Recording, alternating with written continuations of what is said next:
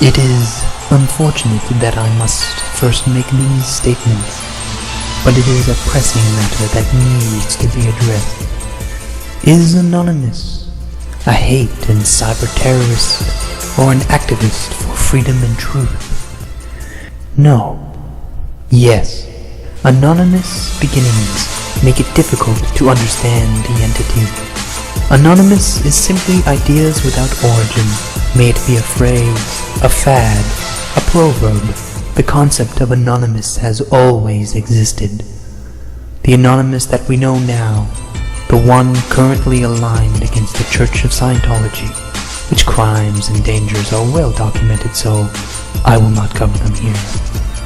Anonymous started as an image board in Japan nearly a decade ago, a place where there were no rules, no topic, no identity, images and text with no authorship. The only control was whether a post was enjoyed or simply deleted from lack of interest. The individual isn't measured.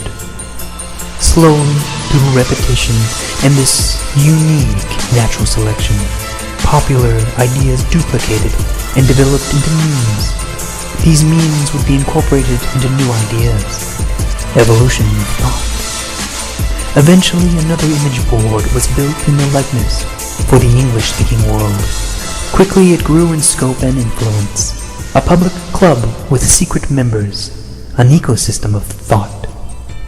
The diversity of Anonymous is as vast as the human condition, thus as the way of the universe, the good with the bad, the left with the right.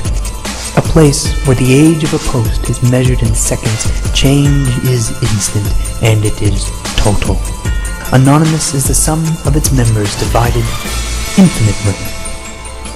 When Anonymous was young, it was immature and childlike, while the majority was simply for entertainment and creativity. The darker and more sinister aspects slowly pooled in the shadows. Soon this poison spread, and Anonymous found itself with a choice: either continue to let the natural chaos, or to go against the very purpose of Anonymous. Those who controlled the medium, the servers, made the fateful decision to purge these cruel and disgusting segments. A great war waged for what is nearly an eternity in the time of the internet. This underbelly broke off and formed their own image boards, where they could do as they wished outside the original. The majority of these splinters were of that same dark and perverse world. Over time, these niches died or consolidated. They are the ones who have done such harm. They are racist because it is offensive. They are sexually perverse because it is outlawed. They are cruel because they can. Yet we cannot disown these aspects of Anonymous as much as we can disown the human race.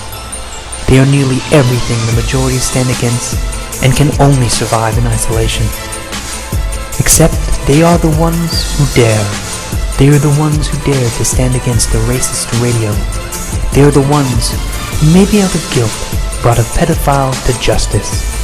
They are the ones who dare to think freely without regard for others. And they may have started the meme that has grown so large. For all their crimes, they may have just started this whole thing.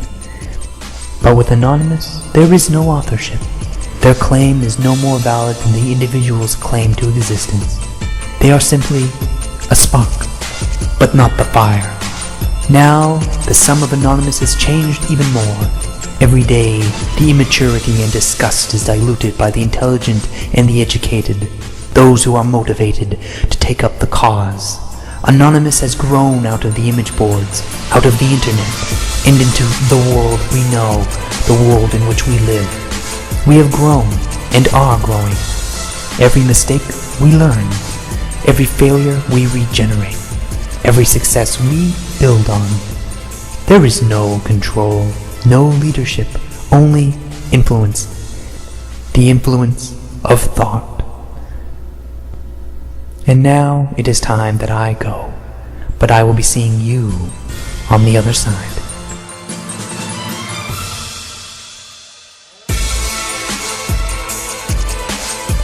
On the other side.